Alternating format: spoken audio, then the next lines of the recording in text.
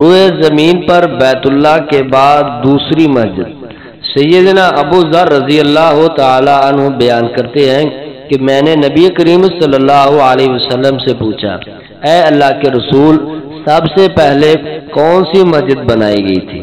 تو نبی کریم صلی اللہ علیہ وسلم نے فرمایا مسجد الحرام، بیت اللہ کی یعنی بیت اللہ والی مسجد، مسجد الحرام۔ میں نے سوال کیا اس کے بعد کون سی؟ تو آپ صلی اللہ علیہ وسلم نے فرمایا مسجد اقصی۔ میں نے سوال کیا ان دونوں کی تعمیر کا درمیانی فاصلہ کتنا تھا؟ تو نبی کریم صلی اللہ علیہ وسلم نے فرمایا 40 سال۔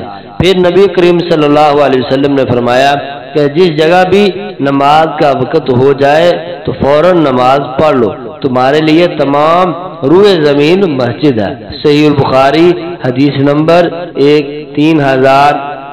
3425۔ تو رسول اللہ صلی اللہ علیہ وسلم نے کہا سب سے پہلی مسجد بیت اللہ ہے اور اس کے بعد مسجد اقصی ہے۔ تو رسول اللہ صلی اللہ علیہ وسلم نے ساتھ میں ایک اور بات بیان کی کہ بھی تمہارے لیے مسلمانوں ساری کی ساری زمین جو روئے زمین ہے وہ مسجد بنا دی گئی ہے جہاں پر سجدہ کیا جا سکتا ہے، اور نماز کا ٹائم کہیں پہ بھی ہو جائے تو آپ لوگ نماز پڑھ سکتے ہیں جماعت۔ تو جو مساجد ہیں ان میں جا کر نماز پڑھنی چاہیے، جیسے آج کل ہمارے میں ہے کہ مسجدیں بنائی ہوتی ہے تو وہاں پر مسجد میں جا کر نماز پڑھنی چاہیے۔ اس سے یہ مسئلہ اخذ کرنے کی کوئی ضرورت نہیں کہ بھی اللہ کے نبی صلی اللہ علیہ وسلم نے فرمایا کہ ساری زمین مسجد ہے تو بندہ فرض نماز اپنے گھر میں پڑھتا رہے، کیونکہ رسول اللہ صلی اللہ علیہ وسلم نے فرض نماز صحابہ کو مسجد میں ہی پڑھنے کی اجازت دی ہے، اور صحابہ پڑھتے بھی مسجد میں ہی جا کرتے۔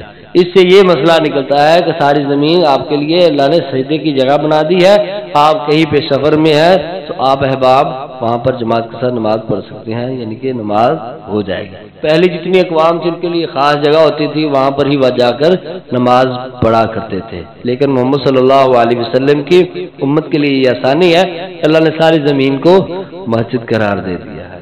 تو جگہ غلط قسم کی ہیں، جیسے یعنی کہ وہ گندے نالے وغیرہ یا کوئی چھپڑ وغیرہ ہیں تو وہ اس سے نکل جائیں گے۔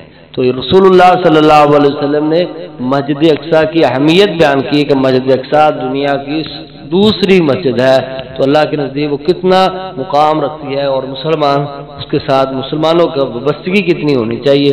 ہمیں اس چیز کو اپنے علم میں لانا چاہیے اور مسجد اقصی کی آزادی کے لیے کوشش کرنی چاہیے۔ اللہ فلسطینیوں کو بھی آزادی عطا فرمائے اور ہم مسلمانوں کو اس معاملے پر اکٹھا ہونے کی اور کوشش کرنے کی توفیق عطا فرمائے۔ احباب ہمارے اس کلپ کو لائک کریں، اور جن احباب نے ابھی تک ہمارا چینل فالو نہیں کیا ضرور فالو کریں۔ احباب اس کو آگے پہنچانے کی خاطر صدقہ جاریہ سمجھتے ہوئے ضرور اس کو شیئر کر دیجئے۔ بہت شکریہ۔ السلام علیکم ورحمۃ اللہ۔